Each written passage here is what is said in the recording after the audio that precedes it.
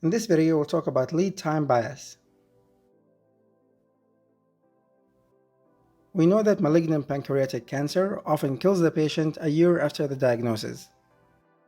And we have a test to measure whether or not the patient has pancreatic cancer.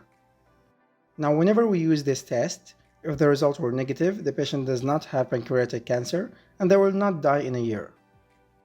If the test is positive, the patient does have the cancer and they will die in a year. But let's say that someday another company developed another test to detect pancreatic cancer. And we used this new test on a new patient, and we discovered that the test is positive, so the patient does have pancreatic cancer. However, the patient did not die a year after the diagnosis. Matter of fact, they died 3 years after the diagnosis, although they only developed symptoms in their last year. This is a classic scenario for lead time bias. The new test didn't offer any major differences. It only detected the disease much earlier. But this doesn't make any differences in the treatment or anything else. It only means that we have detected the disease sooner than we would have using the standard measurements.